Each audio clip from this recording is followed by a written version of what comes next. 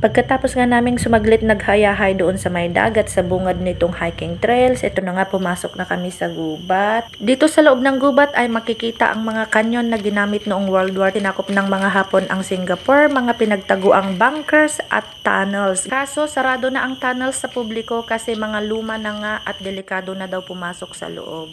Tunnel to noon sinara na. Imaginin mo yung buhay nila nung panahon ng war.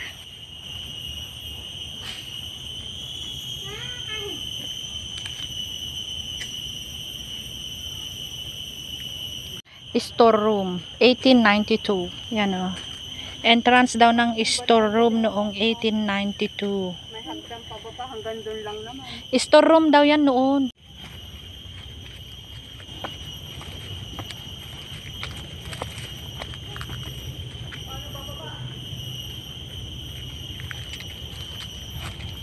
Ito naman guys yung canyon. Paano ka bababa? Tatalon? Yeah. Be like a monkey. Hindi dyan, dito. Walang babaan. Ayan yung mga sundalo nung unang panahon. May telescope siya. Nakatingin sa dagat kung may kaaway. Kasi yung baba, yung dagat nga. Yun Tapos yun, may naglulod ng mga bala. Nandun yung mga bala. Diyan yung mga bala. Yan. Ang daan bala Ayan yung kanyon. Ito naman yung sundalong taga-telescope kung may parating na kalaban. Naku, umuuga pa. Pagkapi ka.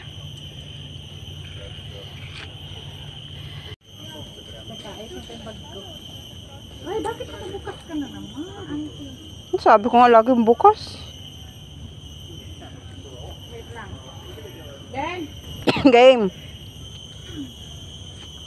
hindi naman malalim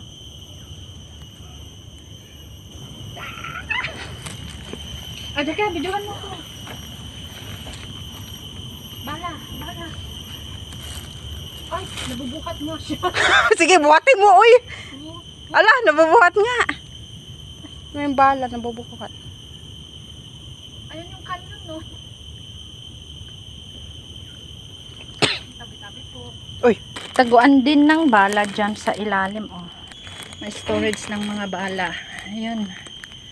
Silipin natin yung laman ng kanyon.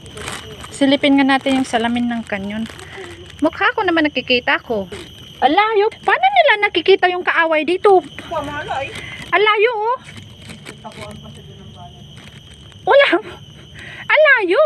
Paano kaya? Ang galing, no? Yan yung butas ng kanyon, guys,